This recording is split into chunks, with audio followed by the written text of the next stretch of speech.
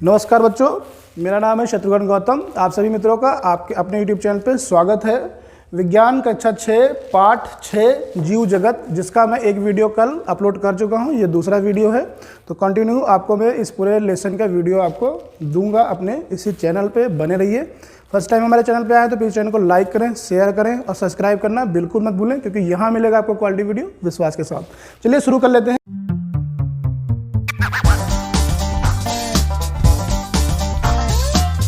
तो पहले पार्ट में हम लोगों ने सजीव और निर्जीव के बीच के लक्षणों को देखा था, उनकी पहचान की थी, उनके बारे में हम लोगों ने विस्तार से डिस्कस कर चुके हैं। अब हम लोग बात करेंगे इसके अगले पार्ट की, जिसमें हम लोग बात करेंगे कोशिका और सूक्ष्म जीवों का परिचय। तो कोशिका को समझने के लिए हमें अपने शरीर को, जो हमारा शरीर होता है या जो पेड़ पौधों का शरीर होता है, जो बॉडी होती है, वो सबसे छोटी इकाई यानी कि कोशिका से बनी होती है। आप इसको इस तरीके से समझ सकते हैं, जैसे जब हम कोई घर का निर्माण करते हैं तो घर के निर्माण में हम लोग ईंटों का प्रयोग करते हैं। तो ईंटें, जो सबसे छोटी ईंट हम लोग लगा के धीरे धीरे एक दीवार का निर्माण करते हैं, फिर 4 दीवारें मिला के एक कमरे का निर्माण करते हैं, फिर 4 कमरे मिला के एक घर का निर्माण करते हैं। ठीक ऐसे ही जीव और जंतु, जो पेड़ पौधे होते हैं, उनके जो शरीर का अंग निर्माण होता है वो भी कोशिकाओं के माध्यम से होता है। तो जो कोशिका जो होती है वो शरीर की सबसे छोटी इकाई होती है। जैसे भवन निर्माण में ईंटें का यूज़ होता है, ठीक वैसे ही मनुष्य के और पेड़ पौधों के शरीर के निर्माण में सबसे छोटी इकाई कोशिका का निर्माण होता है। कोशिका से फिर आपके ऊतक बनते हैं, ऊतक से फिर आपके अंग बनते हैं, फिर अंग तंत्र बनते हैं और अंग तंत्र से आपका पूरा बॉडी बनता है। तो ये एक स्टेप सेम वैसे ही होता है जैसे हम अपने मकान को बनवाते हैं। अब यहाँ पे एक प्रश्न आपसे पूछा जा सकता है कि कोशिका की खोज किसने की? तो कोशिका की खोज रॉबर्ट हुक ने की थी, जो इंग्लैंड के रहने वाले थे। इन्होंने बोतल का जो ढक्कन होता है, उस ढक्कन में जो कार्क लगा होता है, देखा होगा, बोतल की ढक्कन जब खोलते हैं तो उसके अंदर एक जो है इतना बड़ा जो है गोल गोल आपका जो है एक कार्क रखा रहता है, जिसके अंदर छेद होते हैं बहुत सारे इस तरीके से। तो इस पे इन्होंने सर्च किया था सबसे पहले 1665 ईस्वी में इन्होंने सबसे पहले कोशिका की खोज की थी।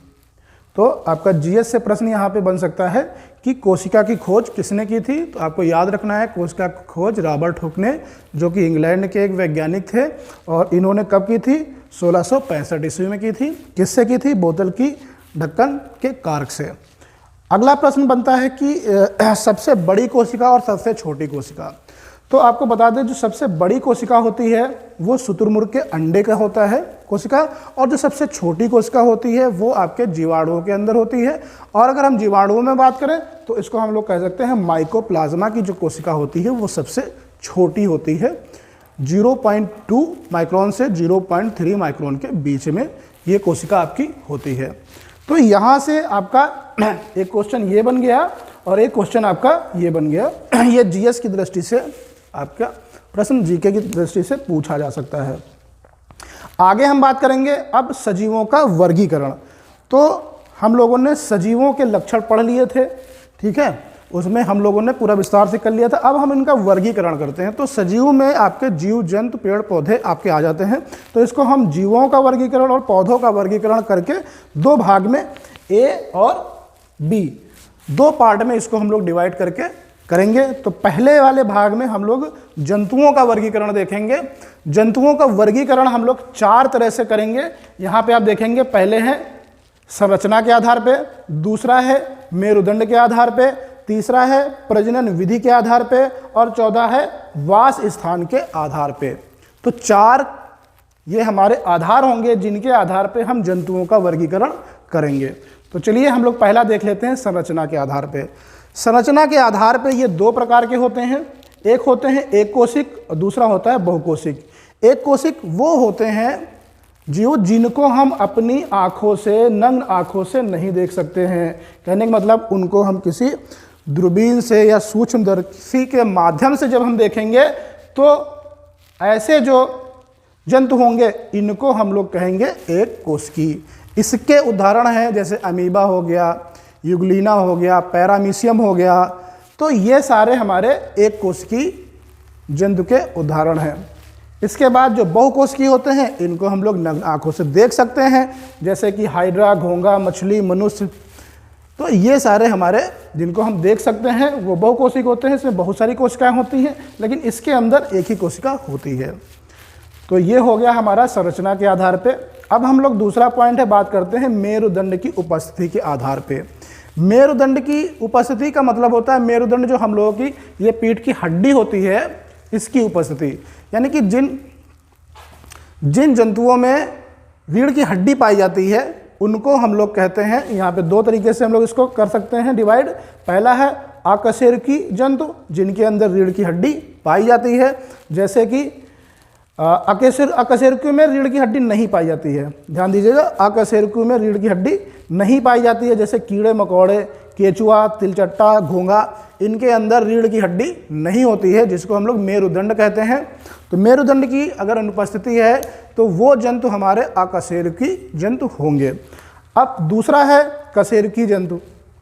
कशेरुकी जंतु यानी कि जिसमें रीढ़ की हड्डी पाई जाती है, तो जिनके अंदर रीढ़ की हड्डी पाई जाती है वो हमारे कशेरुकी जंतु हो जाएंगे, जैसे मछली है, मेढक है, पक्षी है, गाय है, मनुष्य है। तो ये सारे जीव हमारे जितने हैं ये सारे कशेरुकी हैं, इनके अंदर मेरुदंड यानी रीढ़ की हड्डी पाई जाती है। अब अगला जो इसका वर्गीकरण है वो है प्रजनन विधि के आधार पे। तो प्रजनन विधि के आधार पे आप देख सकते हैं यहाँ पे दो तरीके से प्रजनन विधि होती हैं। एक होता है अंडयुज, दूसरा होता है जरायुज। अंडयुज का मतलब होता है जो अंडे देके अपने संतान उत्पत्ति करते हैं, उनको हम लोग अंडयुज कहते हैं। अंडे देने वाले जितने भी जंतु होते हैं वो सारे इसमें आते हैं। तो अंडे देने वाले कौन कौन से हैं, जैसे मछली अंडा देता है, मेढक अंडा देता है, छिपकली अंडे देती है, सर्प, पक्षी, कीड़े मकोड़े, आपका जो है मुर्गी, तो ये सब अंडे देने वाले हैं, इनको हम लोग अंडयुज की श्रेणी में रखेंगे।